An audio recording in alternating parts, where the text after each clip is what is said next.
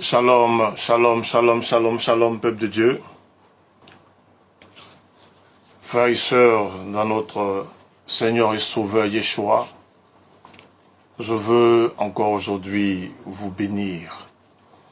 Je vais élever la voix vers celui-là même qui est assis sur son trône céleste, celui-là même qui est notre Créateur, celui-là qui ne ménage aucun effort pour amener à lui ses enfants perdus, égarés. Celui-là même qui est prêt, n'est-ce pas, à nous accueillir malgré nos nombreuses fautes. Celui-là même qui est prêt à nous pardonner lorsque nous revenons à lui d'un cœur sincère. Je veux aujourd'hui encore que Elohim vous bénisse, qui vous restaure et qui circoncise vos cœurs et vos oreilles aujourd'hui pour que nous puissions parler de sa part. L'enseignement d'aujourd'hui est un enseignement, je dirais, un peu corsé, je l'avoue, parce que cela m'a demandé beaucoup de recherche. Cela m'a permis de faire véritablement beaucoup de mea culpa à mon niveau, m'interroger sur pas mal de questions, sur de sujets, pour trouver des réponses. Et c'est ce que je veux partager avec vous aujourd'hui. Bien-aimés, nous vivons dans une société difficile. Et tous les signes sont là pour nous alerter, pour nous donner de comprendre que nous sommes dans les derniers temps. Alors que faire face à une telle situation? Que faire sachant que nous sommes dans les temps, des temps fâcheux, et que d'un moment à un autre, celui-là même que nous appelons Seigneur peut venir nous rechercher, nous chercher. Est-ce que nous sommes prêts pour l'avènement? Est-ce que nous sommes prêts à le rencontrer? Est-ce que nous sommes prêts à partir avec lui? Autant de questions. Mais surtout, est-ce que nous sommes prêts, est-ce que nous sommes sûrs de faire partie de ceux-là même qui formeront son église, son épouse? C'est la question fondamentale. C'est vrai. Nous prions, c'est vrai. Nous jeûnons. Nous avons des occupations dans des lieux de prière. Nous croyons que nous sommes en train de le servir. Mais est-ce que nous sommes sûrs de faire partie de ceux-là qui seront enlevés? Voici toute la question. Et à côté de cette problématique, il y a des uns et des autres, des frères qui m'ont appelé plus d'une fois pour me poser des questions. Ces questions concernent un peu ce que nous vivons au quotidien dans le corps de Christ. Les situations qui prévalent dans le corps de Christ. Les gens s'interrogent. Ils veulent savoir pourquoi est-ce que certaines personnes utilisent le nom de Dieu et puis font du n'importe quoi dans les lieux de culte. Parce que pour la plupart des gens, pour le commun des mortels, lorsqu'on attend Dieu, on se dit automatiquement qu'il s'agit du Créateur. Il s'agit du divin, celui-là même qui est au-dessus de tout. Dans l'entendement de tout le monde, c'est ça. Malheureusement, c'est pas ce qui est. Et là, les gens s'étonnent quand ils attendent Dieu ici, Dieu à gauche, ils accourent. Ils se disent que c'est forcément un homme de Dieu ou une femme de Dieu. Et ils misent leur confiance en cette personne, chose qu'ils ne doivent pas faire. Mais ils croient en cette personne et puis ils vont en recherchant le véritable, l'absolu, et malheureusement, ils accumulent déception sur déception. Alors, cette interpellation, cette question m'a donné de pouvoir réfléchir, interroger le Saint-Esprit et chercher à creuser avec lui afin de comprendre beaucoup de choses. C'est vrai. Dieu, Dieu, Dieu, Dieu, Dieu. C'est le thème d'aujourd'hui d'ailleurs. Dieu. On entend Dieu partout. Mais, est-ce qu'on sait ce que ça signifie?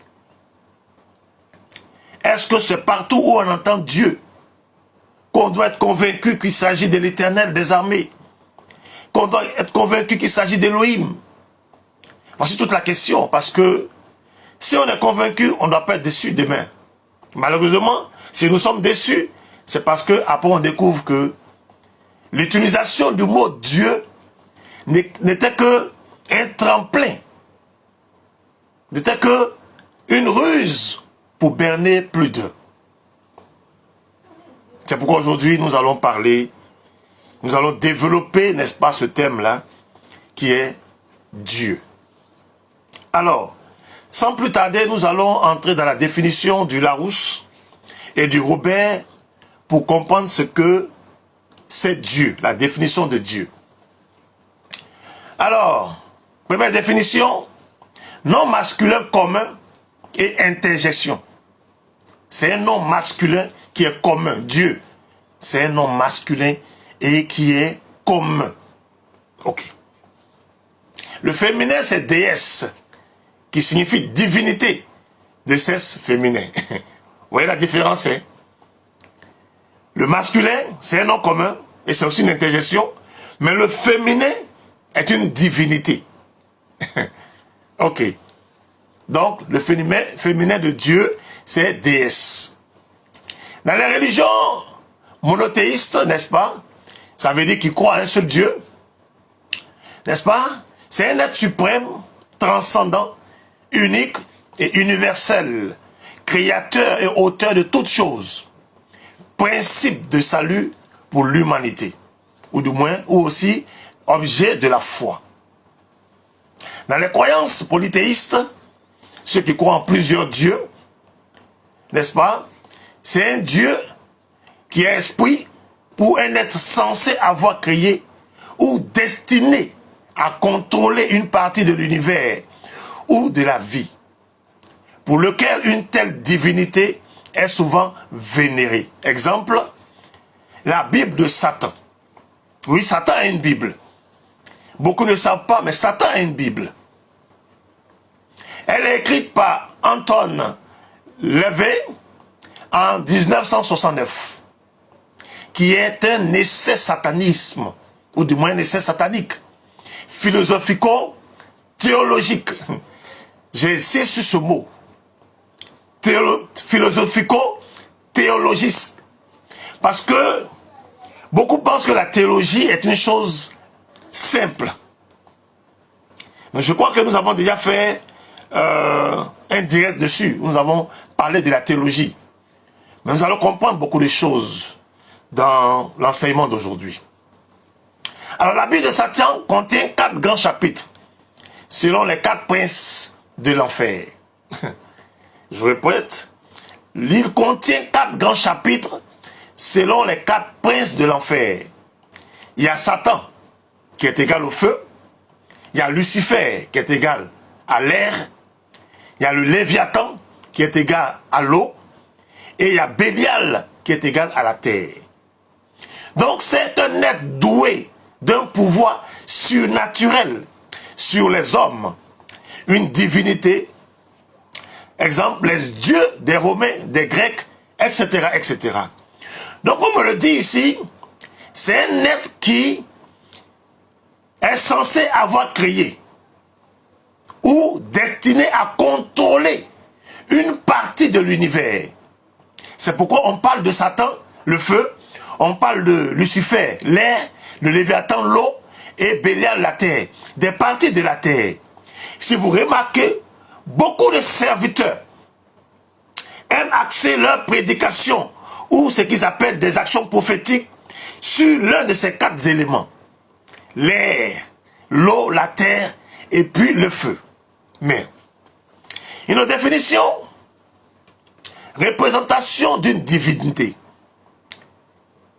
Des dieux en pierre, en métaux et même en terre. 3e définition, personne à laquelle on voue une sorte de vénération, un attachement passionné, ou que l'on considère comme supérieur. Quatrième définition, objet, chose, idée que l'on place au plus haut niveau dans la hiérarchie des valeurs et à quoi on sacrifie tout. Je prendrai comme exemple l'argent. Pour l'argent, on sacrifie tout. Le dictionnaire biblique donne cette définition de Dieu. Une définition qui m'a laissé un peu pantois, mais bon, on va la lire quand même. Être suprême créateur du monde, le bien absolu. Voici la définition que le dictionnaire biblique donne. Lorsqu'on la compare avec cette définition, ou ces différentes définitions du Larousse et du Robert, il n'y a pas de différence. Nous allons avancer pour comprendre beaucoup de choses. L'origine de Dieu. D'où vient le mot Dieu? Si on n'a pas compris l'origine, sera difficile de comprendre beaucoup de choses. Alors, de son étymologie, latin, ça signifie Deus. Deus. Le latin dit Deus. De l'indo-européen commun, c'est dit ou Dei, qui signifie briller, soleil, jour, et Dieu. L'indo-européen, on parlera de la combinaison de deux cultures.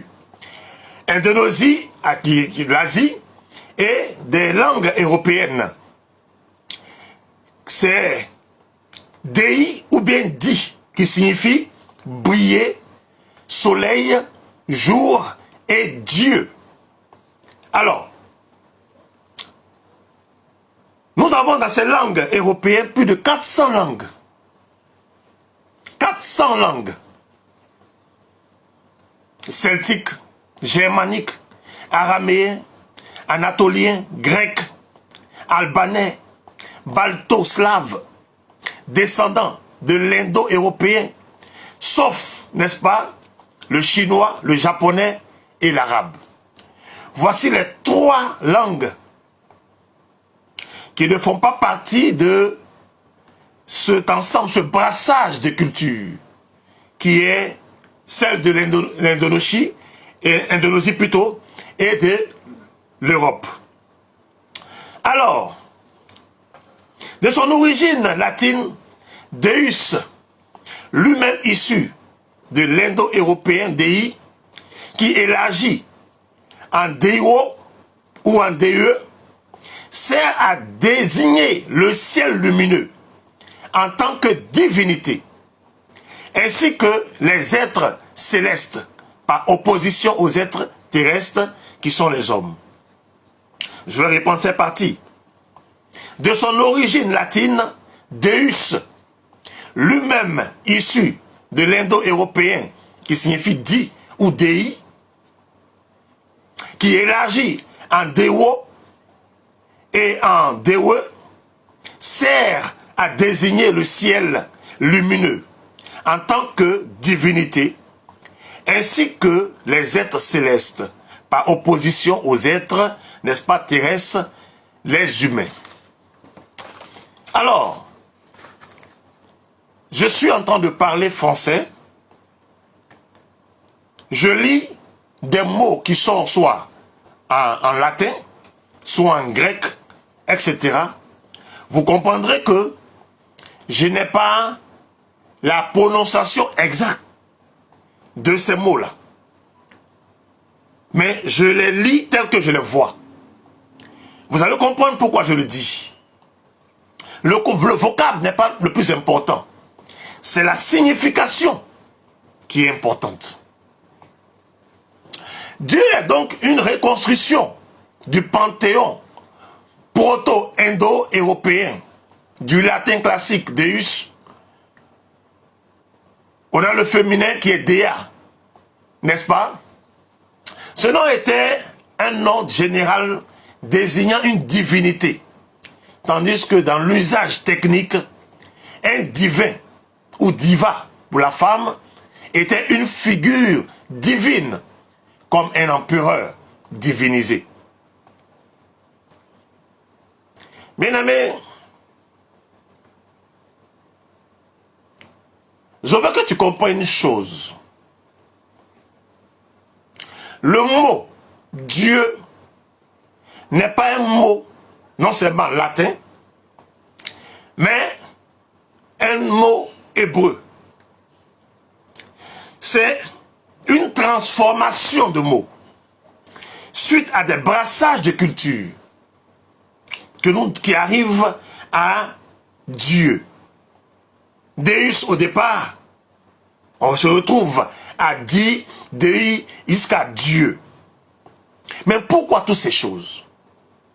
Il est bon de se poser les vraies questions. Je ne cesserai de vous le dire. Tant qu'on ne se pose pas les bonnes questions, on ne peut pas avoir les bonnes réponses et comprendre ce qui se passe autour de nous.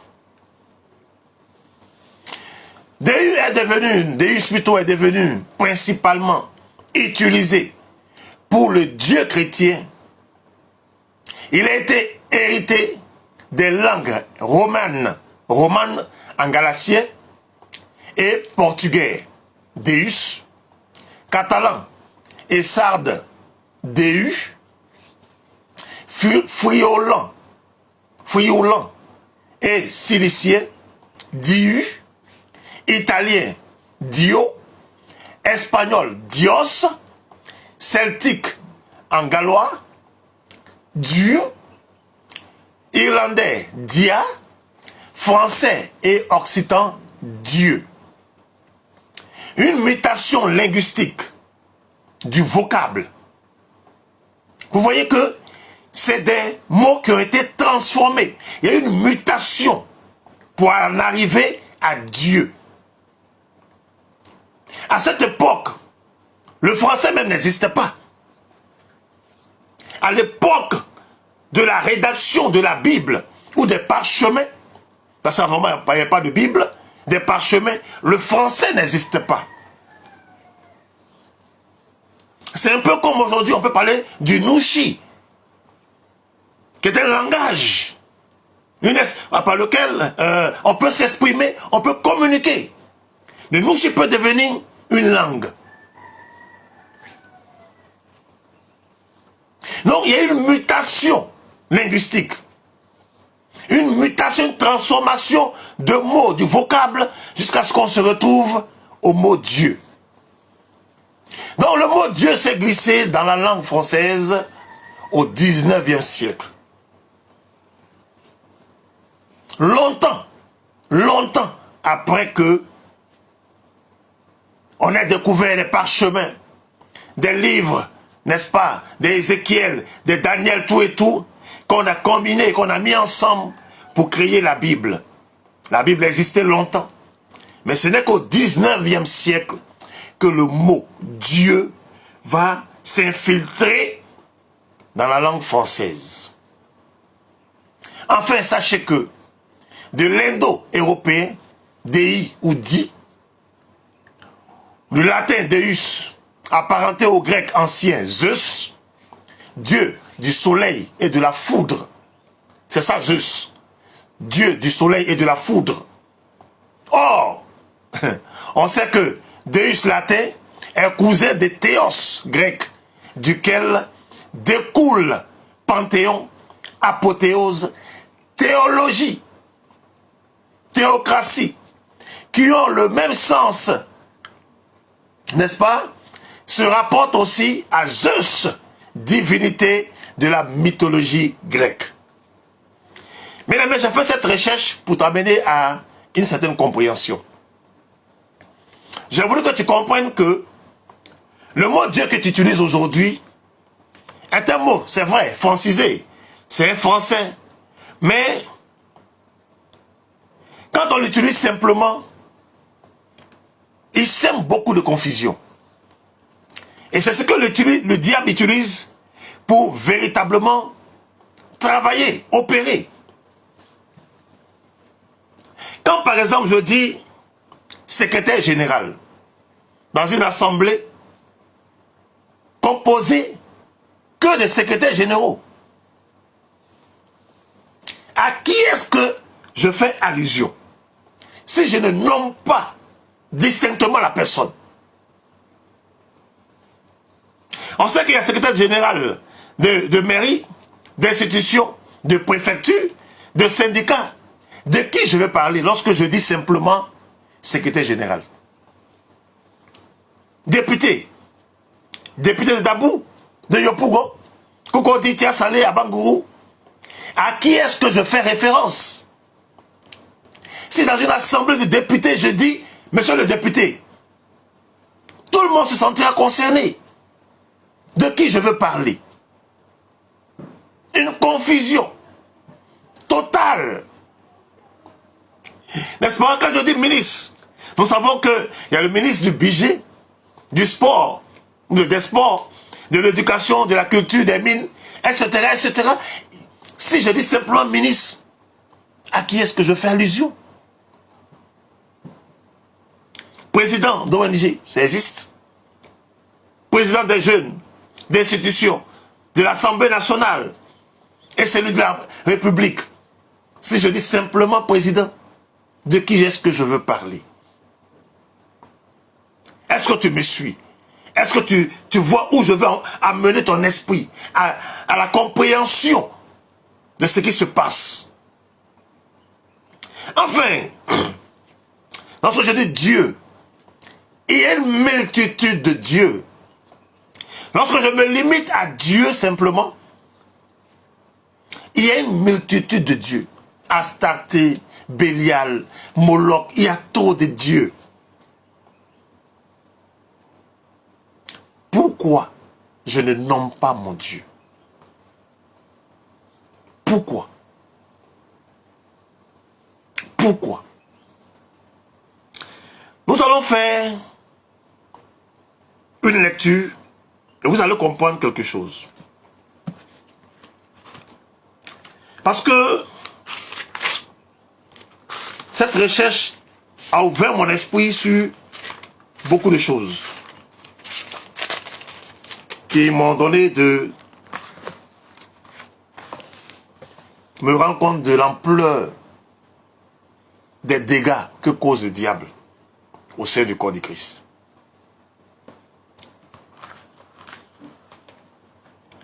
Genèse chapitre 1, le verset 1. Au commencement, Dieu créa le ciel et la terre. Ça, c'est la version du Semeur. Je prends la version de Thomson d'abord. La Bible Thomson. Au commencement, Dieu créa le ciel et la terre. Ça, c'est ce que la Bible de Thomson nous dit. Je prends celle de Scofield. Vous allez comprendre beaucoup de choses. Au commencement, Dieu créa les cieux et la terre. Et je vais lire maintenant la version de André Chouraki. J'ai pour habitude de le dire, c'est l'un des rares hébreux qui a traduit la Bible en français. Voilà ce que André Chouraki, la version de André Chouraki dit. En tête, Elohim créait les ciels et la terre. En tête. En tête veut dire commencement. Elohim. Ici, il dit Elohim. Il ne dit pas Dieu. Est-ce que vous regardez qu'on dit quelque chose? Pourquoi avoir changé, transformé, ou du moins enlevé Elohim pour mettre Dieu? Sachant qu'à l'origine, le mot Dieu n'existait pas. Et ceux qui utilisaient ce mot Dieu, ou du moins Deus, l'utilisaient pour faire allusion à leur divinité, à leur Dieu païen qu'ils adoraient. Au ciel, au jour, au soleil, comme Ra. Le mot Dieu, voici à quoi ça servait dans les temps anciens. Pourquoi donc avoir transformé ou avoir changé le mot Elohim, le nom Elohim, pour mettre Dieu? Pourquoi? Genèse chapitre 17.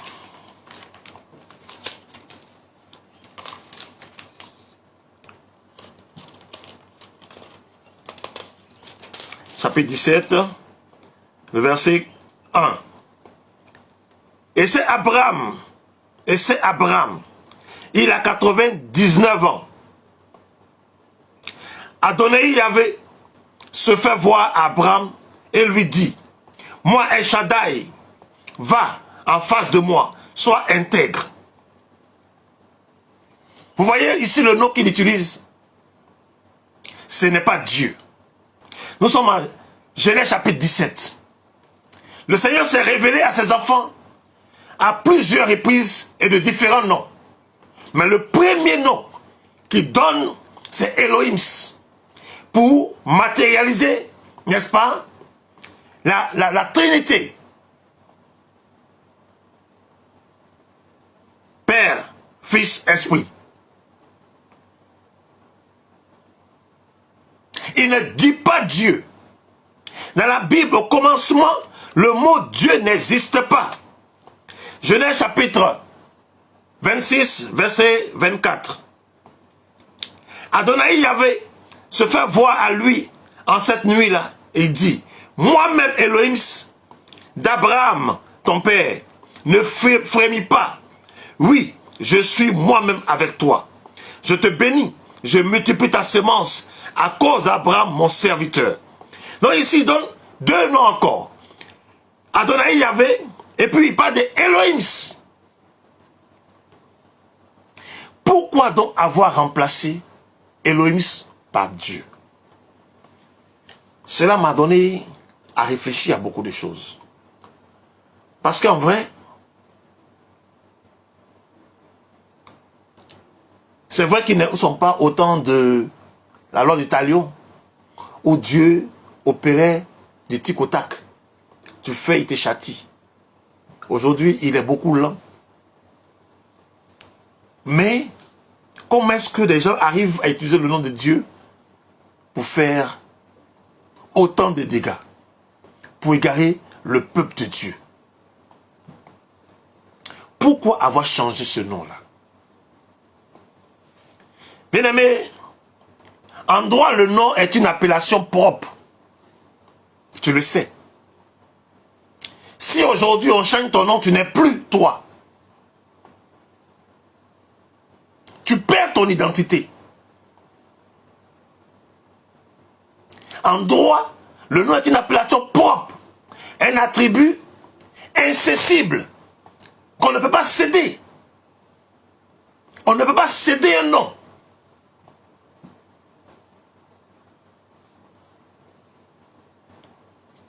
Il est imprescriptible. Ça veut dire qu'on ne peut même pas le supprimer. On ne peut pas l'enlever. Et il n'y a pas de délai pour qu'il soit périmé comme un médicament. Un nom, il est éternel. Et il est protégé de la personnalité qu'il désigne et identifie. Aussi, le nom est l'illustration, n'est-ce pas? La connaissance d'une chose. Quand on connaît le nom, on sait en même temps la chose, on sait à quoi on a affaire, n'est-ce pas? Dans presque toutes les versions françaises, l'entité agissante, centrale et révélée, qui est l'absolu de la Bible, est privée de son droit élémentaire et fondamental d'être identifiée sous son véritable nom. Pourquoi on a enlevé Elohim pour mettre Dieu? Pourquoi? Est-ce la même personne? Quand on sait que le nom c'est identifié, on ne peut pas changer un nom. On ne peut pas supprimer un nom. Un nom ne se cède pas. Tel que tu t'appelles, c'est comme ça que ça te suit. Même quand tu meurs, ton nom reste ton nom. C'est vrai qu'on parlera de toi au passé, à titre posthume, mais c'est ton nom. Quand on voudra faire référence à toi, c'est par ce nom-là qu'on t'a connu, c'est par ce nom-là qu'on va t'appeler. Ou du moins qu'on fera référence à toi. On ne te donnera pas un autre nom. Pourquoi avoir changé le nom d'Elohim? Pourquoi? Pourquoi? Mais en même temps, le lecteur aussi qui lit la Bible est aussi privé de son droit, tout aussi rudimentaire et capital, de connaître le véritable nom de l'entité à laquelle il s'adresse, n'est-ce pas, ou s'intéresse. Alors, qu'est-ce que cache cette attitude? Que cache cette attitude? Nous remarquons aussi que, avec grande surprise, le nom d'Elohim, qui est fondamental, le plus important de la Bible, est le seul à être radicalement changé, éjecté de la majorité des traductions françaises de la Bible. Alors que la multitude des autres personnages de la Bible, n'est-ce pas, ont gardé leur nom. N'est-ce pas? Chacun a gardé son véritable nom. Certains ont eu leur nom un peu occidentalisé, n'est-ce pas? Dans certains cas, pour en faciliter la prononciation. Or, nous savons tous que une bonne clé, même si tu as une bonne clé, que tu n'as pas la bonne serrure, on ne peut pas l'ouvrir. Tu t'appelles Calice Takba. On t'envoie de l'argent, on met Akba Caliste. Tu auras du mal à retirer ton argent. Pour ne pas dire, il sera impossible de retirer ton argent. S'il y a Calice Takba, on enlève Akba pour mettre un autre nom, ce n'est plus Calice Takba. Ça devient une autre personne. Et rien ne garantit que c'est de moi qu'il s'agit. Surtout qu'il y a plusieurs dieux. Surtout que le mot Dieu est un nom commun à tout être qui considère supérieur à l'être humain. Bouddha est un dieu. Bouddha est un dieu pour les bouddhistes. Donc si tu dis Dieu seulement, de quel Dieu on parle? Le Dieu des bouddhistes? Le Dieu des raéliens? Le Dieu des juifs? De quel Dieu on parle?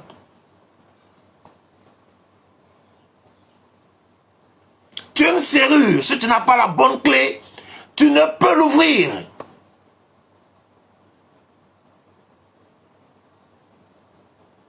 Tu as une clé, tu n'as pas la bonne serrure, tu ne peux pas l'ouvrir.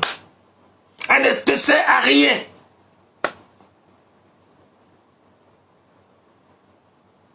Le nom, ça nous sert à identifier des personnes, des choses. Écoutez, pour ceux qui ont des totems, vous arrivez dans un endroit, on vous dit, c'est la viande qui est dans la sauce. Mais la viande de quoi? Tant qu'on ne me dit pas le nom de la viande, je ne peux pas savoir ce que je mange. Et je risque de manger mon totem. Le nom, c'est à identifier. On connaît le nom, on sait, on connaît la chose. Si on ne connaît pas le nom, on ne peut pas connaître la chose. Pourquoi avoir donc changé ce nom-là?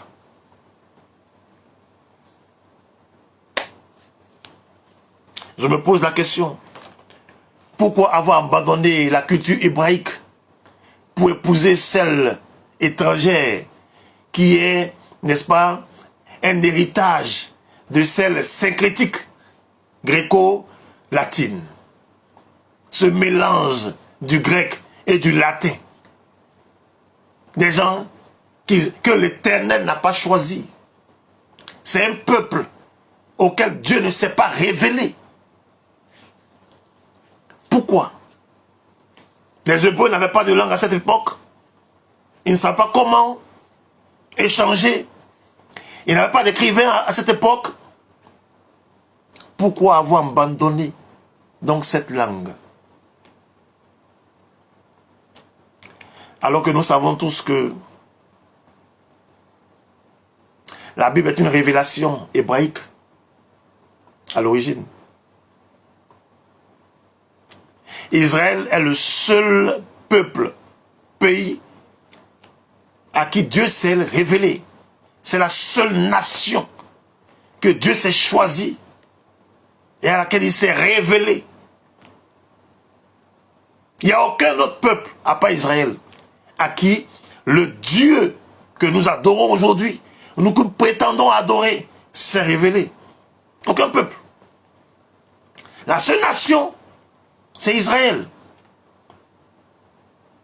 Psaume, nous allons lire Psaume chapitre 47, les versets 19 et 20. Psaume 147.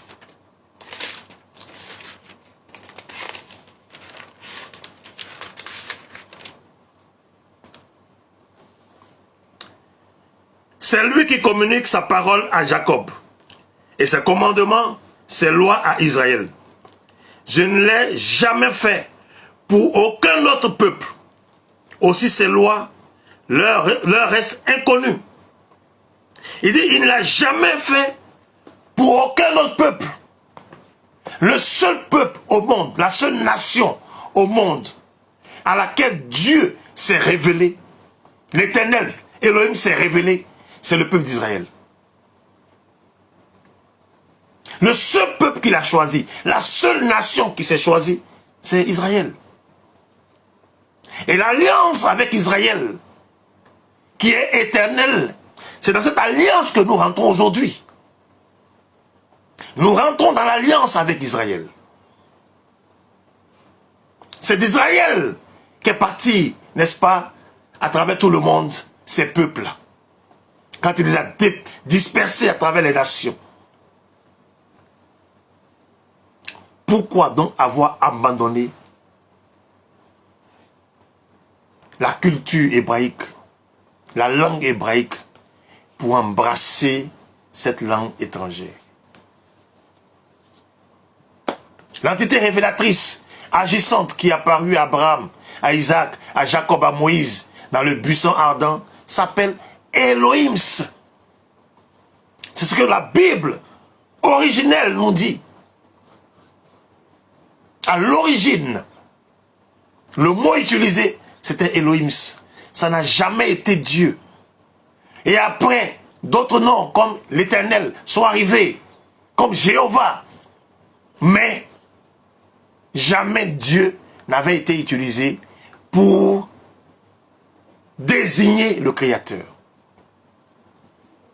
Donc Elohim en hébreu n'a rien à voir avec le Deus latin, le Zeus ou Théos grec, le Di ou Dei proto-indo-européen. Ça n'a rien à voir. Ils avaient leur divinité qu'ils adoraient, qu'ils appelaient ainsi Deus, Di, Deu, Dieu, tous ces noms-là. Mais ça n'avait rien à voir avec Dieu. Maintenant, pourquoi avoir écarté Elohim pour Dieu? Nous allons faire quelques comparaisons et vous allez comprendre beaucoup de choses. J'ai pris ma Bible, Thompson, et j'ai essayé de la lire. La première page, c'est-à-dire celle-là, où on parle un peu de la présentation de la Bible. Voilà ce qui est écrit. La Bible Thompson, avec chaîne de référence, version Louis II révisée,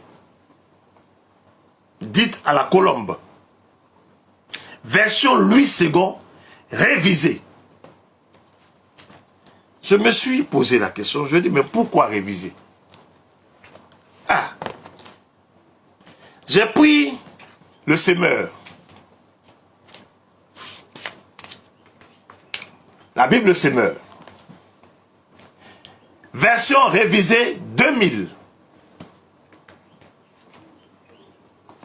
J'ai pris Scofield. Scofield.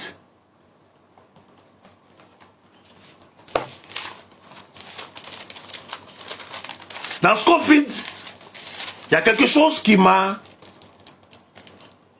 frappé l'esprit. Et je vais lire ça pour que vous compreniez. C'est aussi des versions révisées. Alors que nous savons que réviser veut dire revoir, corriger, retrancher ou ajouter. Or, le Seigneur nous dit qu'à sa parole, nous ne devons pas ajouter quelque chose, un iota, ni même en retrancher. Si la Bible a été écrite, pourquoi la réviser à chaque fois? Pourquoi? Voilà ce que dit Scofield. Le docteur Scofield a expliqué l'origine de la Bible à référence Scofield dans l'introduction de son édition de 1909. 8 ans plus tard, il écrivit dans la préface de l'édition de 1917 les raisons qui le poussèrent à effectuer certains changements. Le docteur Scofield lui-même jugeait nécessaire, après quelques années d'expérience, d'ajouter ici et là des informations susceptibles d'aider le lecteur. Écoutez bien, hein? Des informations susceptibles. C'est lui, homme, qui ajoute à la parole de Dieu des informations susceptibles d'aider le lecteur. Plus d'un siècle, plus d'un demi-siècle s'est écoulé depuis la première édition de cette Bible à référence. Comme il fut nécessaire de retoucher l'ouvrage après sa première sortie de presse, une nouvelle révision était devenue indispensable. Une nouvelle révision était devenue indispensable. La Bible n'a pas changé, mais une connaissance plus approfondie du texte, des découvertes archéologiques et l'accomplissement de certaines prophéties bibliques sur le plan mondial ont jeté de nouvelles lumières sur les Écritures. C'est pourquoi les éditeurs, les presses universitaires d'Oxford ont prié 9 érudits à réviser une nouvelle fois la Bible à référence Scofield. 9 érudits. Un érudit, c'est quelqu'un qui est versé dans la connaissance des Saintes Écritures, de la parole de Dieu. Et ces 9 érudits ignoraient que on ne pouvait pas ajouter à la parole de Dieu un iota ni en retrancher. Et ces 9 érudits ont modifié encore la version Scofield.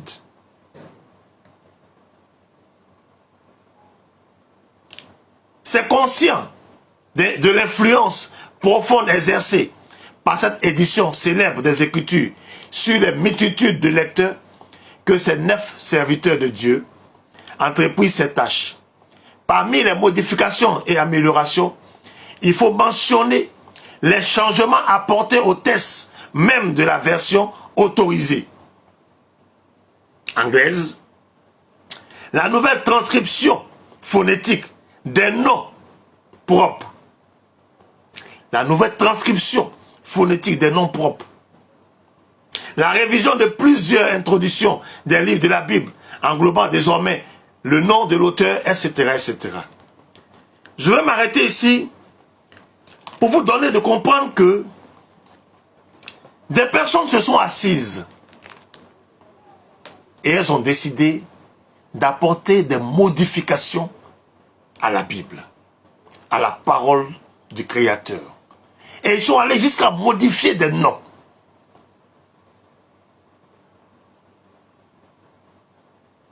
Ce qui, aujourd'hui, égare les enfants de Dieu. Si le nom que tu utilises est un faux nom, comment espères-tu avoir, je veux dire,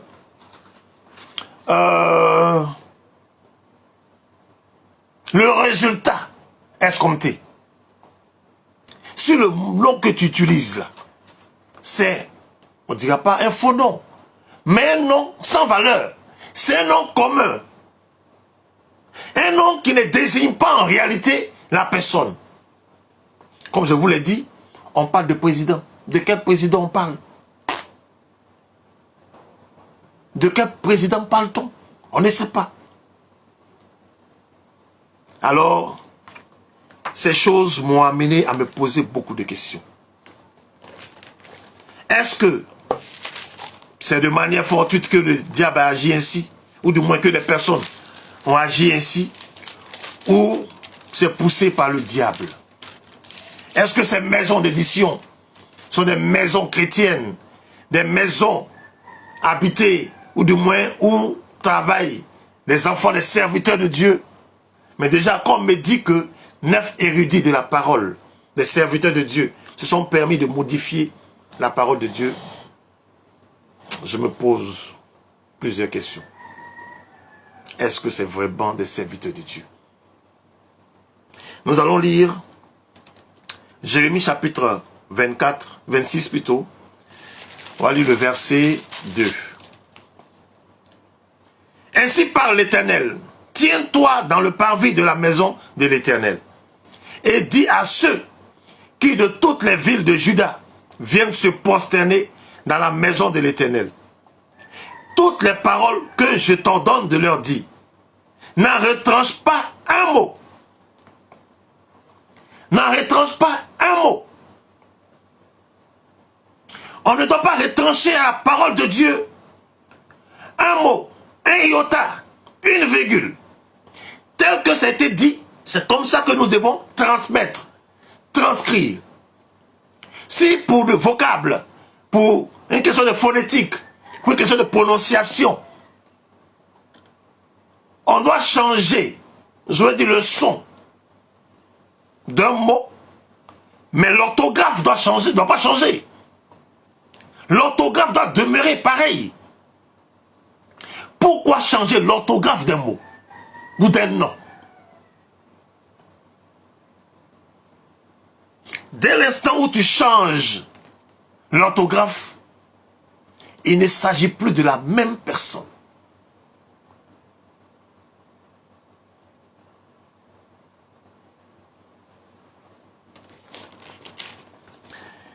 De Pierre.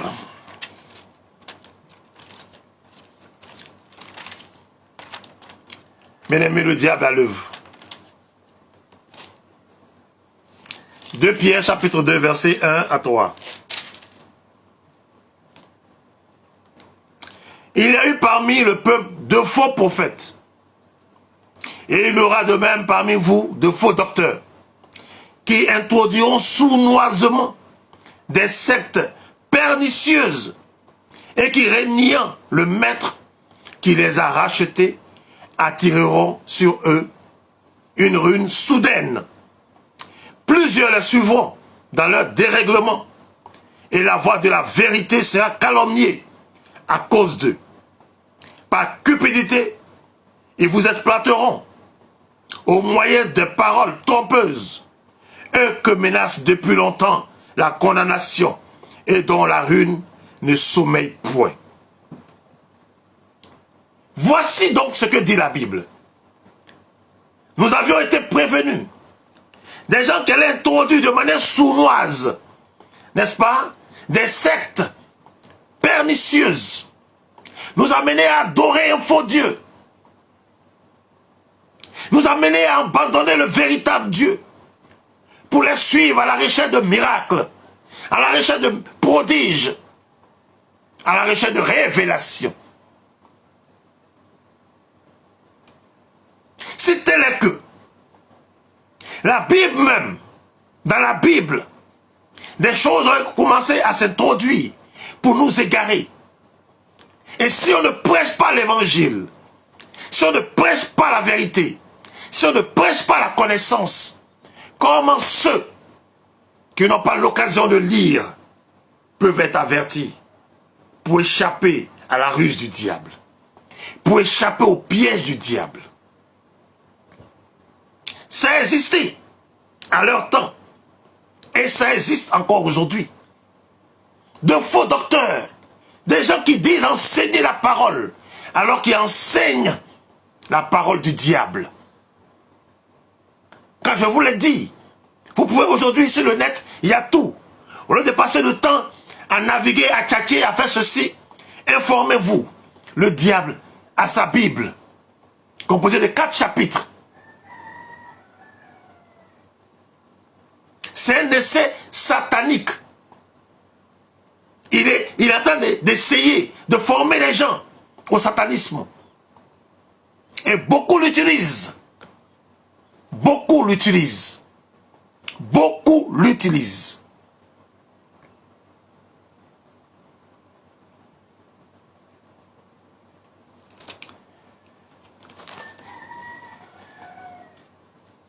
C'est dommage. C'est dommage ce que nous vivons aujourd'hui. C'est dommage ce que le corps de Christ subit aujourd'hui. Parce que si nous ne faisons pas attention, ça sera grave.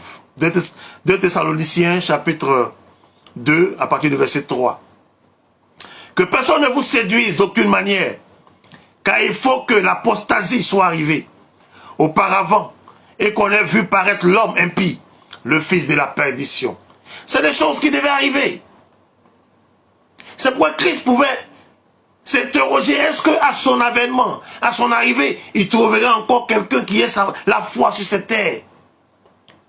Quand on voit tout ce qu'on vit aujourd'hui, beaucoup sont en train de perdre la foi. Beaucoup s'égarent. Mais il faille que ces choses arrivent. Il faille que ces choses arrivent. Ça avait été annoncé. Ne sois pas surpris. C'est des choses qui avaient été annoncées.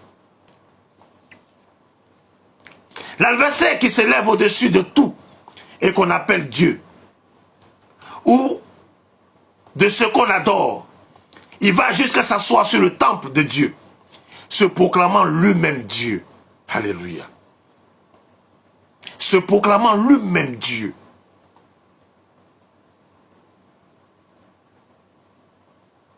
Ne vous souvenez-vous pas que je vous disais ces choses lorsque j'étais encore chez vous?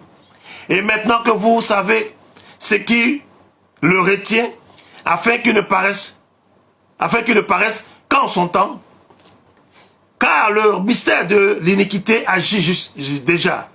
Il faut seulement que celui qui le retient encore ait disparu. Et alors paraîtra l'impie, que le Seigneur Jésus détruira par le souffle de sa bouche, et qu'il écrasera par l'éclat de son avènement. L'apparition de cet impie se fera par la puissance de Satan, avec toutes sortes de miracles, de signes et de prodiges mensongers, et avec toutes les séductions de l'iniquité pour ceux qui périssent, parce qu'ils n'ont pas reçu l'amour de la vérité pour être sauvés. Aussi Dieu leur envoie-t-il une puissance d'égarement pour qu'ils croient aux mensonges, afin que tous ceux qui n'ont pas cru à la vérité, mais qui ont pris plaisir à l'injustice, soient condamnés. Mais voilà ce que nous dit la Bible. Alors pourquoi à la place d'Elohim on met Dieu, quand on sait que l'origine du mot Dieu n'est pas non seulement hébraïque, mais était désigné servait plutôt à désigner des divinités. Pourquoi avoir remplacé Elohim par Dieu? Faisons très attention. Faisons très attention.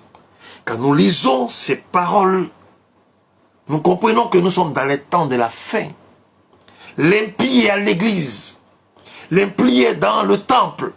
L'impie est en train de sévir.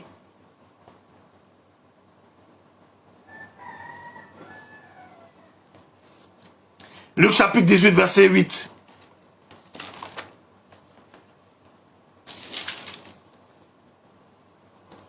Je vous le dis, il leur fera promptement justice. Mais quand le Fils de l'homme viendra, trouvera-t-il la foi sur la terre? Très bonne question. Au vu de ce que nous vivons aujourd'hui, est-ce qu'il trouvera la foi sur la terre? Est-ce qu'il y aura encore des gens qui auront la foi à cause de ce qu'ils vivent, à cause de ce qu'ils traversent, à cause du fait qu'ils soient déçus par ceux qu'on appelle hommes de Dieu ou femmes de Dieu?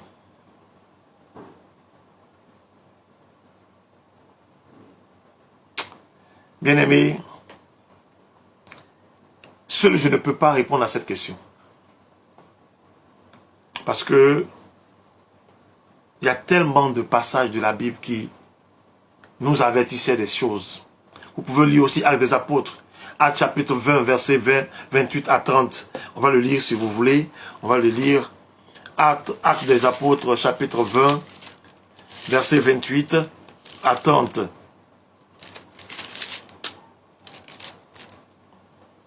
Prenez donc garde à vous-même et à tout le troupeau sur lequel le Saint-Esprit vous a établi évêque pour paître l'église de Dieu, qui s'est acquis de son propre sang.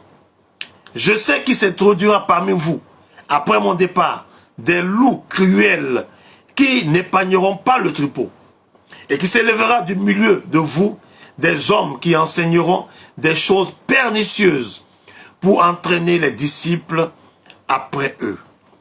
Donc tout ce qu'aujourd'hui le diable est en train de faire, c'est afin d'égarer le peuple.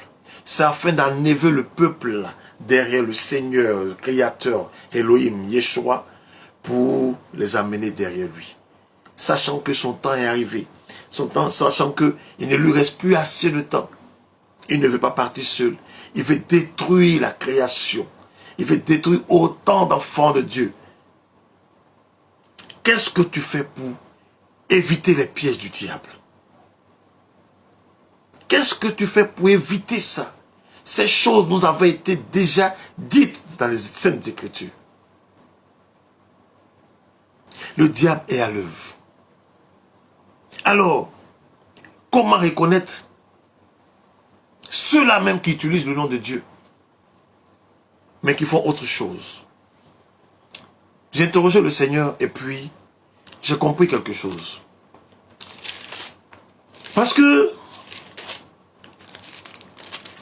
dans nos premiers moments de conversion, on nous disait que le diable avait peur du nom de Jésus-Christ. Et quand il entend Jésus-Christ, il pouvait facilement fuir. Il n'aimait même pas entendre ça. Mais j'ai compris plus tard que ce n'est pas parce qu'il n'aime pas entendre ça. Mais en fait, c'est parce qu'il ne veut même pas savoir, ou du moins avoir l'esprit qu'il est un concurrent, ou qu'il y a quelqu'un au-dessus de lui. Il ne veut même pas reconnaître l'existence de ce Dieu-là, de ce Seigneur-là.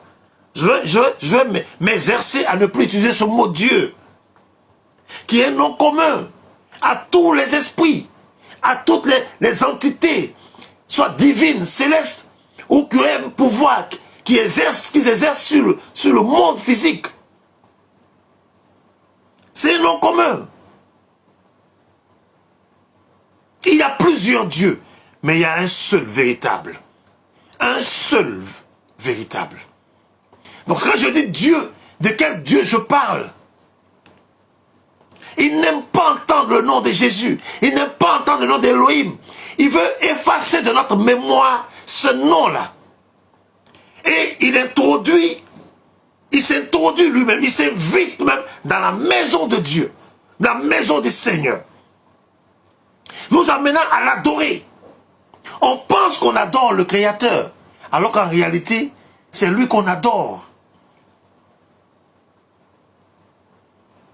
En réalité, c'est lui qu'on adore. Si on n'arrive pas à nommer distinctement notre Créateur ou notre Dieu, ou c'est lui, on peut admettre le mot Dieu, c'est pas de souci. C'est un nom commun. C'est une divinité. C'est un être suprême. Oui, d'accord. De par sa définition, on l'accepte. Mais le dire simplement Dieu comme ça, il y a problème. Comme je vous l'ai dit, si on dit simplement pasteur, dans une assemblée de pasteurs, mais de qui on veut parler? Un pasteur est un nom. Je me souviens que quand nous étions encore élèves, j'ai fait un constat. Il y a une ethnie en Côte d'Ivoire se gêne pas de donner le même nom à plusieurs personnes en même temps. C'est-à-dire que vous êtes en classe, il peut y avoir Yao et Yao Hervé, au moins 4 ou 5 Yao Hervé, ou Kofi Benoît, au moins 5 Kofi Benoît. Les Baoulés sont seuls au monde à pouvoir faire des choses comme ça. Donc tu te retrouves dans une classe où il y a 5 Kofi Benoît. Mais comment les identifier? Alors souvent on prenait la liste de présence et puis celui qui est le premier, on dit Yao Kofi Benoît 1, Kofi Benoît 2, Kofi Benoît 3, etc. Sinon, ils s'appellent tous Kofi Benoît. Seuls les Baoulés peuvent faire des choses comme ça. Tu retrouves le même nom là, au moins 3 ou 4 fois dans la classe. Donc, si tu as 4 Kofi Benoît dans la classe, que tu dis Kofi Benoît, mais tout le monde se sentira concerné. On ne sait pas de qui tu veux parler. S'il y a un qui est plus grand, il faut dire le plus grand. En tout, trouve un élément pour le distinguer des autres. Donc pourquoi Dieu? Pourquoi seulement Dieu? Donc ils utilisent le nom de Dieu, ou du moins, ils refusent le nom de Dieu, pas parce qu'ils ont peur, mais parce que simplement, ils ne veulent pas lui reconnaître cette autorité-là. Ils veulent effacer le nom de l'Élohim dans l'esprit des gens. Et donc, ils sèment la confusion en disant Dieu simplement. 1 Jean chapitre 4, verset 2-3. Reconnaissez à ceci l'esprit de Dieu.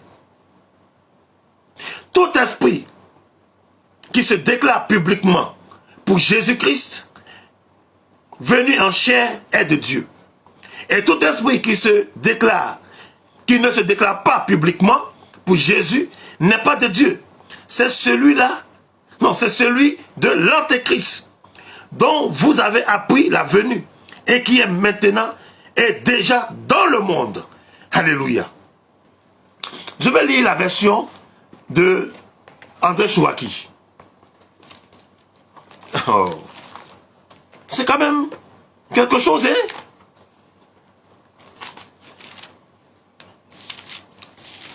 Des gens qui ne peuvent même pas prononcer le nom de Jésus, qui ne peuvent pas dire Elohim, et qui se font appeler serviteurs. Ah, comment vous faites?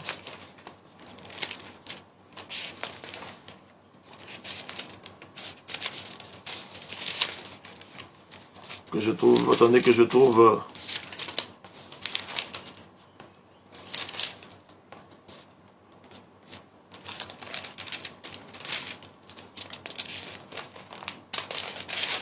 La Bible est tellement nouvelle que les pages se collent.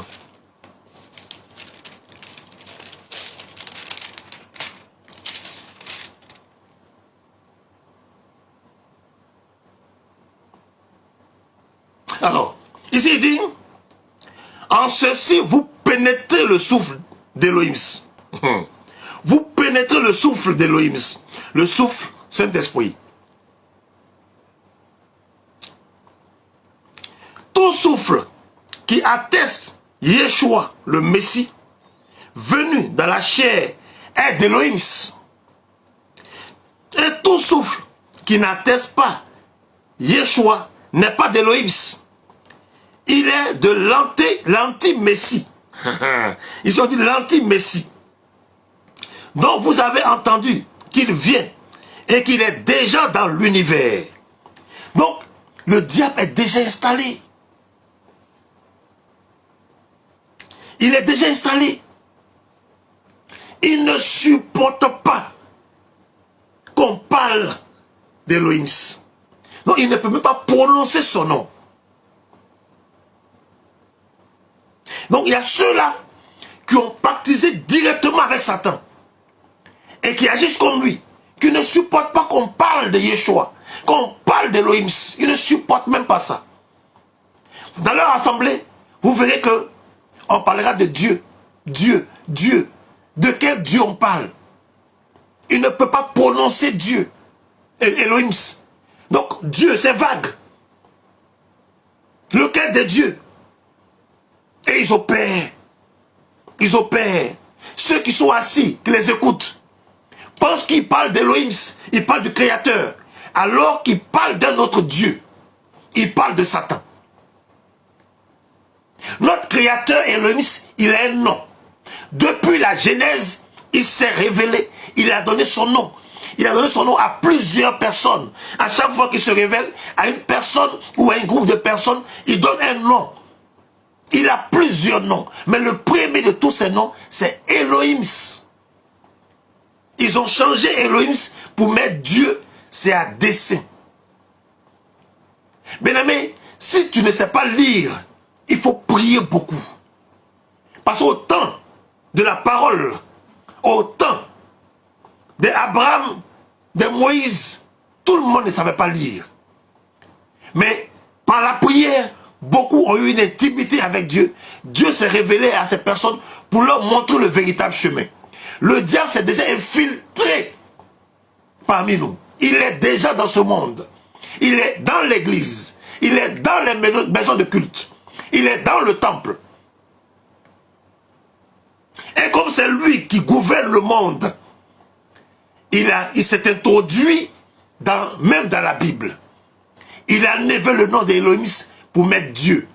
Alors que l'origine du mot Dieu, c'est pour désigner des divinités païennes. Le français Dieu, là, c'est une langue qui a été héritée. C'est un brassage de culture qui a donné ce mot Dieu. C'est parti de d'autres mots. Deus, Zeus, tout ça pour arriver à Dieu. Mais Dieu signifie quoi? Dieu signifie divinité. L'objet de ta croyance. Et si tu crois au diable, c'est ton Dieu. Le diable travaille. Donc il y a ceux-là qui ont baptisé avec le diable, qui n'aiment pas attendre le mot Elohim, Jésus-Christ. Tu les verras jamais. Tu n'entendras jamais ces noms sortir de leur bouche. Parce qu'ils veulent effacer le Créateur pour prendre place. Aujourd'hui, il y en a qui prient au nom de leur pasteur. Il y en a qui font délivrance au nom de leur pasteur. Il y en a qui vont jusqu'à dire, je mets de côté Jésus. Si un homme, écoutez déjà la gravité de la chose. Il peut mettre de côté Jésus pour opérer des miracles. Mais qui opère ce miracle alors? Si ce n'est pas Jésus, que c'est un homme. Qui est cet homme-là qui opère des miracles? Ce n'est pas un envoyé de Satan. Quand on vous dit que Satan opère des miracles, vous pensez que c'est de Dieu. Vous pensez qu'on veut dénigrer des personnes, on est jaloux, etc. Satan opère des miracles. Lisons la parole de Dieu. La parole du Créateur nous dit que Satan opère des miracles. Voici un homme de Dieu, un homme dit de Dieu. Bon, Dieu, oui, parce qu'il y a beaucoup de dieux. Qui dit, je mets Jésus de côté. Et puis, il chasse des démons.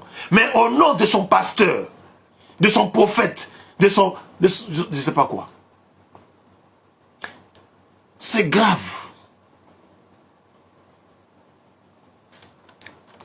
Il y a ceux-là qui prennent le nom de Jésus-Christ, mais aussi qui se font passer pour lui.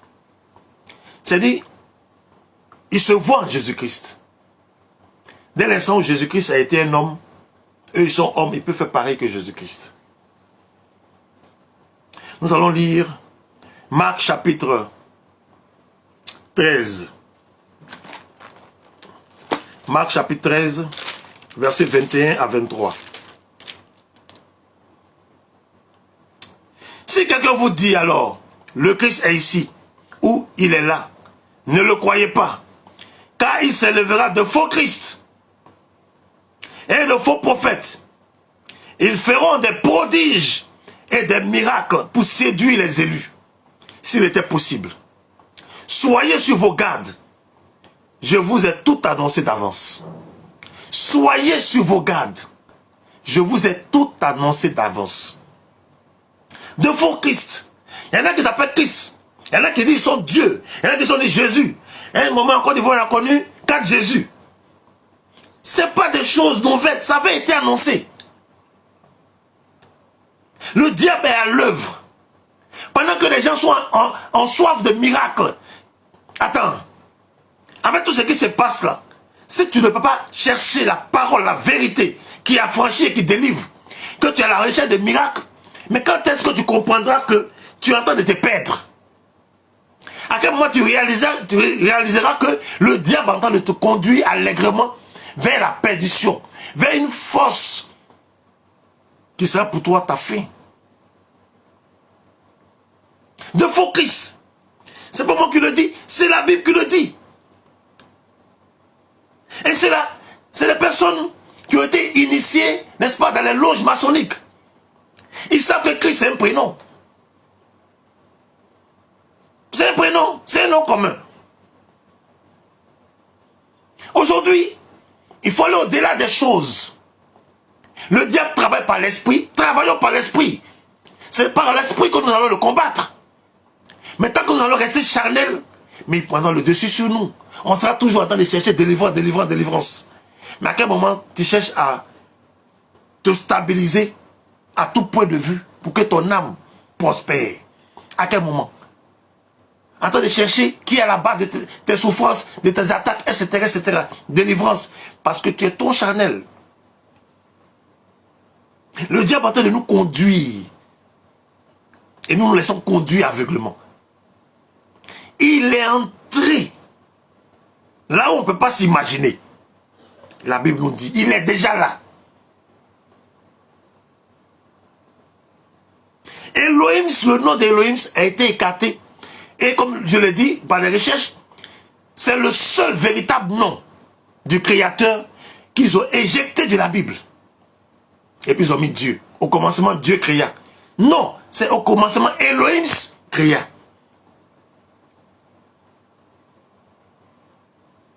Mais pourquoi avoir changé? Un nom demeure un nom. Tu changes ton nom, tu n'es plus la même personne. Tu perds ton identité. Vous pensez que c'est fortuit qu'ils ont fait ça?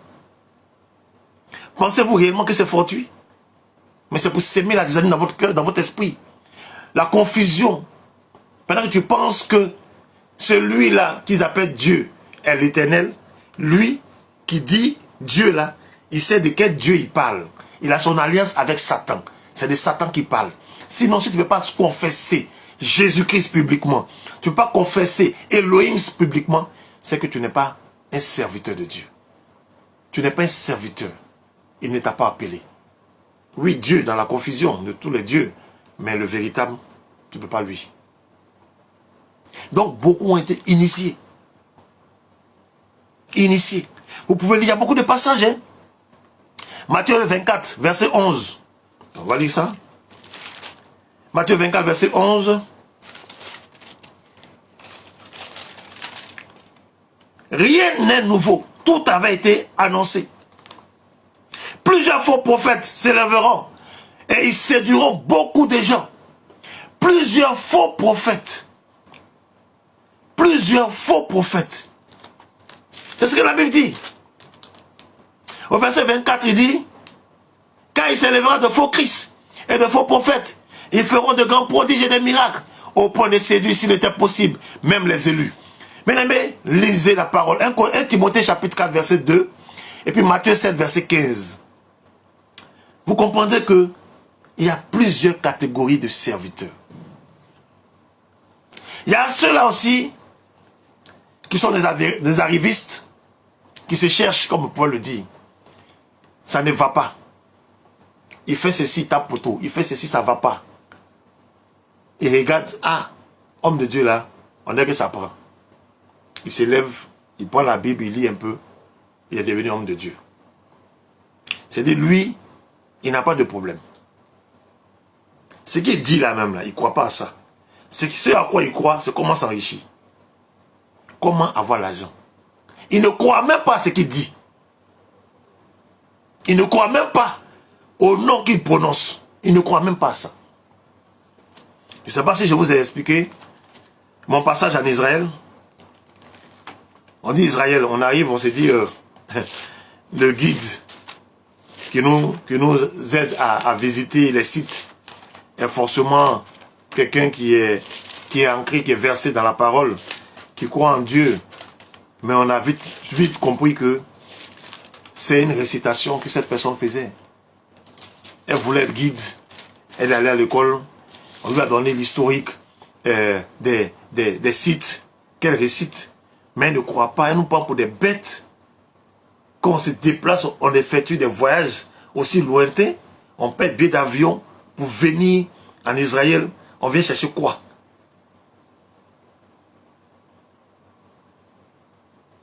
Mais c'est des choses qui avaient été annoncées. Acte chapitre 13, verset 1. Il y avait dans l'église d'Antioche des prophètes et des docteurs. Barnabas, Siméon appelé Niger, Lysius de Cyrène, Manaën, qui avait été élevé avec Hérode le Tétarque et Saul. Pendant qu'ils servaient le Seigneur dans leur ministère et qu'ils jeûnaient, le Saint-Esprit dit, mettez-moi à part Barnabas et Saul pour l'œuvre à laquelle je les ai appelés. Alors après avoir jeûné et prié, il leur imposait les mains et les laissait partir. Barnabas et Saul, envoyés par le Saint-Esprit, descendirent à Séleucie. Et de là, ils s'embarquaient pour l'île de Chypre. Arrivés à Salamine, ils annonçaient la parole de Dieu.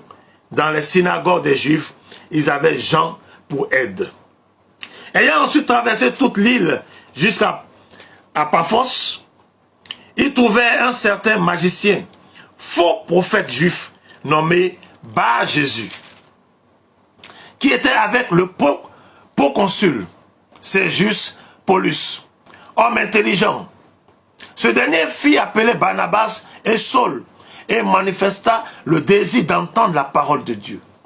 Mais Élymas, le magicien, car c'est ce qui signifie son nom, leur faisait opposition, cherchant à détourner de la foi le proconsul. Alors Saul, appelé aussi Paul, rempli du Saint-Esprit, fixa les regards sur lui et dit, homme plein de toute espèce de ruse et de fraude, fils du diable, ennemi de toute justice, ne cesseras-tu point de pervertir les voies droites du Seigneur? Maintenant voici, la main du Seigneur est sur toi, tu seras aveugle, et pour un temps, et tu ne verras pas le soleil.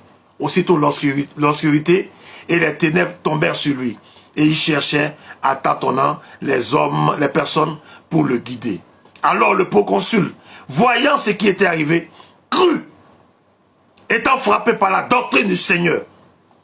Paul et ses compagnons s'étant embarqués à Paphos, se rendit à Perge, en Pamphylie. Jean se sépara d'eux et retourna à Jérusalem. Bien-aimés, voici des choses qui se passent. Bar-Jésus est un prophète, un voyant, on dit quoi?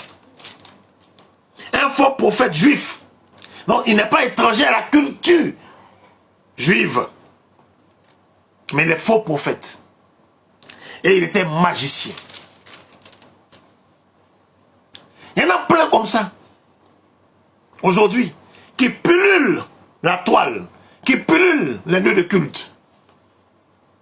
Des magiciens qui ne cherchent qu'à s'enrichir, qui ne cherchent qu'à conduire les enfants de Dieu à la perdition. Si tu ne fais pas attention, malgré toutes ces mises en garde, tu ne fais pas attention, tu te perds. Ils prononcent le nom de l'Éternel, mais ils ne croient même pas en lui. Ils croient en l'argent qui est leur Dieu. Et il y a ceux aussi, dans les lieux de culte, qui espionnent pour le compte du diable. Bien aimé, moi, je ne sais pas si je me lasserai un jour de fouiner dans la Bible, de chercher, je ne sais pas. Je ne sais pas si un jour, il arrivera que je me lasse de chercher la parole de Dieu. Il dit, dans Galates chapitre 2, versets 3 et 4, mais Tite, qui était avec moi, et qui était grec, ne fut même pas contraint de se faire circoncis. Et cela à cause des faux frères qui s'étaient secrètement introduits et glissés parmi nous pour épier la liberté que nous avons en Jésus-Christ, avec l'intention de nous asservir. Alléluia. Avec l'intention de nous asservir. Il y a des faux frères, il y a des fausses sœurs qui s'introduisent dans les assemblées pour épier. C'est des espions.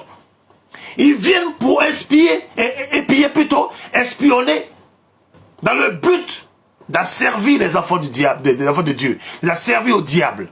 Donc, comprenez que dans les lieux de culte, il y a toute une catégorie de personnes. Chacun travaille pour le diable, pour conduire le peuple de Dieu à la perdition. Et nous sommes dans ce temps-là. Ce n'est pas une chose nouvelle, une chose qui va arriver. Non, elle sévit déjà. Ça sévit déjà dans ces lieux-là. Et on va lire nos passages. Philippiens, chapitre 3, verset 2. Prenons garde aux chiens. Prenez garde aux mauvais ouvriers. Prenez garde aux faux circoncis. Alléluia. Écoutez, il dit, prenez garde aux chiens. Prenez garde aux mauvais ouvriers. Prenez garde aux faux circoncis. Car les circoncis, c'est nous qui rendons à Dieu notre culte par l'Esprit de Dieu. Qui nous glorifions en Jésus-Christ. Et qui ne mettons point notre confiance en la chair. Ceux qui mettent leur confiance en la chair sont des faux ouvriers, sont des chiens, sont des espions qui sont là pour détruire le peuple de Dieu. Bien-aimé, mon enseignement d'aujourd'hui tire à sa fin. Je veux que tu comprennes une chose. Le nom Dieu est un nom commun que tout le monde peut utiliser pour désigner l'objet de sa croyance, de sa foi. Mais comme je vous l'ai dit, comme c'est un nom commun et qu'il existe plusieurs dieux, si tu n'arrives pas à faire la distinction, comment est-ce qu'on saura de quel Dieu tu parles? Si tu ne peux pas nommer expressement, publiquement, Yeshua, Adonai Yahvé, comment on peut savoir de quel Dieu tu parles? En vérité, comme tu sais que le Dieu que tu adores est un faux Dieu, et que si tu donnes son nom, les gens ne vont pas te suivre, donc tu dis Dieu. Un flou total, une confusion totale, on ne sait pas de qui on parle, et puis tu opères. Et puis tu opères. Sinon, la Bible nous déclare que celui qui ne peut pas confesser, attester publiquement le nom de Yeshua, Adonai Yahvé, Elohim, ne vient pas de lui. Dieu est un nom commun. Nous allons lire 1 Jean chapitre 4 verset 1. Bien-aimés, n'ajoutez pas foi à tout esprit, mais éprouvez les esprits pour savoir s'ils sont de Dieu. Car plusieurs faux prophètes sont venus dans le monde. Amen. N'ajoutez pas foi à tout ce que vous entendez. À tout esprit, n'ajoutez pas foi. Ne croyez pas forcément que quand vous entendez Dieu, cela vient d'Elohim. Non. Éprouvez les esprits pour savoir si ça vient véritablement de l'absolu, de l'unique véritable Dieu, ou si ça vient du diable. Et c'est ce pour. Acte chapitre 4, verset 12. Il n'y a de salut en aucun autre, car il n'y a sous le ciel aucun autre nom qui ait été donné parmi les hommes par lequel nous devons être sauvés. Je reprends. Il n'y a de salut en aucun autre nom. Car il n'y a sous le ciel aucun autre nom qui ait été donné parmi les hommes par lequel nous devions être sauvés.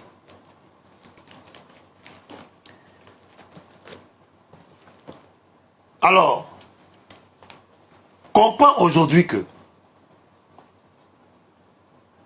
le mot Dieu, son origine est païenne. Et il était utilisé pour désigner des divinités. Grecs, latins, romains, etc., etc. On utilisait le mot Dieu là pour désigner ces divinités-là, ces satans, ces démons-là.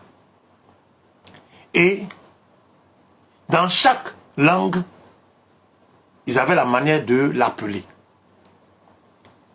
Ça pouvait être Dei, ça pouvait être Di, ça pouvait être Deus, ça pouvait être Zeus, ça pouvait être Théos, etc., etc., selon les langues.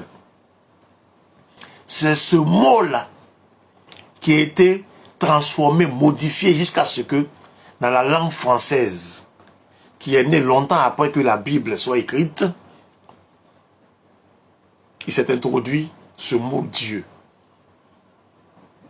Dans leur langage, d'accord, mais dans les traditions de la Bible, en langue française, ils ont enlevé Elohim, qui est le nom par lequel le Seigneur s'est révélé dès la Genèse, pour mettre Dieu.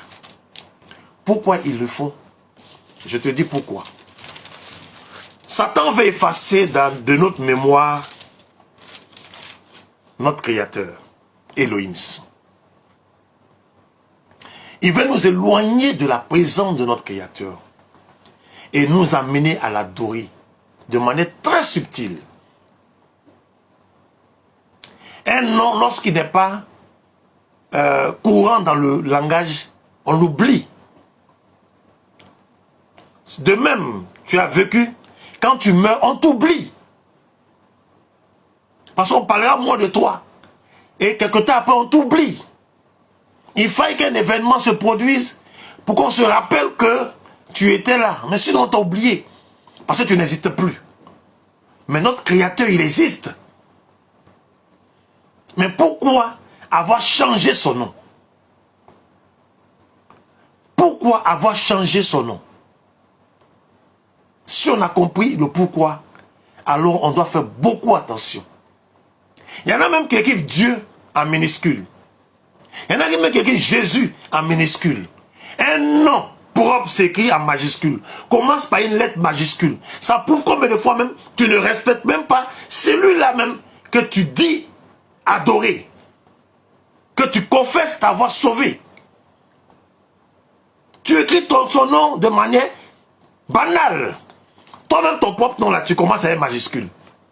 Tu n'as même pas écrit président avec minuscule. Mais le nom de Jésus-Christ, tu écris en minuscule. Le nom de Dieu, quand tu veux faire allusion à lui, tu écris Elohim, Yahvé en minuscule. Est-ce parce que tu n'es pas parti à l'école que tu ignores ça? Ou bien, c'est quoi? Parce que le diable t'a tellement... Je ne sais pas comment expliquer ça. Mais comment ne pas respecter même le nom de ton Créateur? L'objectif, c'est de s'introduire.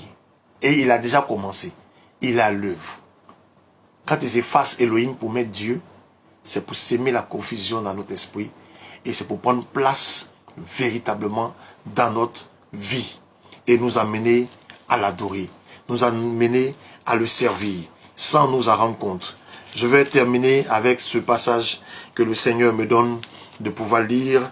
C'est le livre de Exode, chapitre 3. On va lire le verset 14 et 15. Je finis avec ça. Elohim dit à Moïse, écoutez bien, Elohim dit, Elohim, S à la fin, Elohim dit à Moïse, je suis qui je suis. Il dit, ainsi diras-tu au béni Israël. Au béni Israël. Il n'est même pas enfant de Dieu, enfant d'Israël. Non. Au béni Israël. Parce qu'il les a déjà bénis. Je suis Élie. Je suis.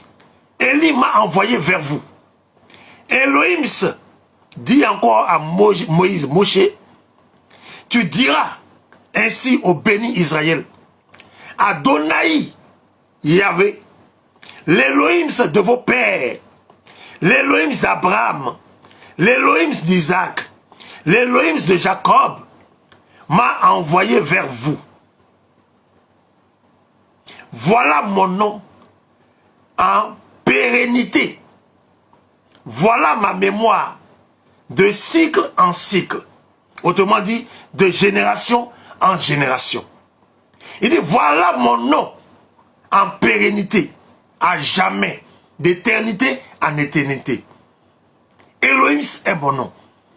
Donc, l'Éternel s'est révélé à nous. Elohim s'est révélé à nous en nous donnant son nom véritable. Pourquoi changer ce nom-là pour mettre un nom païen, démoniaque, un nom commun qui sème le trouble, le flou dans l'esprit des gens, la confusion. Un nom dont l'origine servait à désigner cette divinité-là. On dit le nom de Dieu est un nom commun. Un nom masculin. Mais le féminin déesse signifie divinité. Ça veut dire que Dieu signifie divinité. Si le masculin et le féminin plutôt désignent divinité, c'est que le masculin désigne aussi divinité. Mais, très subtil, il dit un nom commun, un être suprême. Quel est cet être suprême-là? Bien-aimé, le diable est à l'œuvre. Je finis. Je veux t'exhorter. C'est un enseignement lourd de connaissances. Je veux t'exhorter à savoir que l'origine du mot Dieu est païenne. Comme le français l'a épousé et l'utilise, on accepte le mot. Mais il n'est pas précis. Il ne peut pas désigner véritablement lequel des dieux il s'agit. Donc si tu es habitué au mot Dieu, au nom Dieu, sache que Elohim est celui qui t'a créé. Donc quand tu veux parler de lui, il faut ajouter, même si tu dis Dieu, il faut ajouter son véritable nom. C'est comme tu disais président. Mais il faut dire le nom du président. Sinon, on ne sait pas de quel président tu parles. C'est comme quand tu dis ministre. Il faut dire son véritable nom. Ou bien le ministère dont il est, sur lequel il est établi. Afin qu'on sache de qui on parle. Sinon, ça crée un flou total. Le diable veut utiliser ce flou-là pour nous amener à l'adorer. Il utilise déjà ce flou-là. Réveillons-nous. Soyons vigilants. Soyons sur nos gardes. Le mot Dieu ne signifie rien, rien, rien. C'est un mot qui s'est introduit au fil des années dans la Bible. À l'origine, n'avait pas sa place dans la Bible. Et les traditions, les révisions des Bibles nous donnent de comprendre que le diable a œuvré afin de changer des noms, afin d'ajouter beaucoup de choses et d'en retrancher beaucoup. Des versions révisées. Pourquoi? À la Bible, on ne doit pas ajouter un iota, on ne doit pas en rajouter. C'est ce que notre Créateur dit. S'ils l'ont fait, ils savent pourquoi ils l'ont fait. Mais à nous d'être vigilants et de pouvoir avoir le discernement avec le Saint-Esprit pour ne pas marcher allègrement vers la perdition qu'a tracé déjà l'impie. Que le Seigneur vous bénisse abondamment. Qu'Elohim vous grandisse abondamment. Qu'il circoncise vos oreilles. Qu'il ouvre votre esprit, votre entendement. Qu'il vous donne de comprendre la profondeur de cet enseignement-là. et vous donne de pouvoir être vigilant sur vos gardes afin de ne pas vous laisser séduire, afin de ne pas suivre ces faux prophètes, ces faux docteurs qui n'ont que miracles, prodiges à la bouche et n'enseignent pas la parole et n'enseignent pas la vérité. Méfions-nous, méfions-nous et comprenons que le nom de Dieu est un nom vil, sans importance, dont tout le monde peut dire Dieu. C'est pourquoi je me souviens que quand nous étions petits, on pouvait commettre une gaffe. Et puis, on jure au nom de Dieu. Parce que Dieu veut dire quoi? Dieu veut dire quoi? C'est un nom commun. L'objet de sa foi. À ce moment-là, l'objet de notre foi, c'était quoi? Rien ne nous arrivait. Mais si tu veux nommer Elohim, tu veux parler de Yeshua, alors tu es son véritable serviteur. Alors tu es son véritable disciple. N'aie pas honte de le dire, de le confesser publiquement. N'aie pas honte de le proclamer partout où tu vas. N'aie pas honte de l'identifier, n'est-ce pas, dans ce gotha de faux serviteurs, dans ce gotha de faux dieux. Il faille qu'on sache qui tu confesses véritablement. Sinon, ta confession ou ta prière n'aura pas l'effet que tu recherches.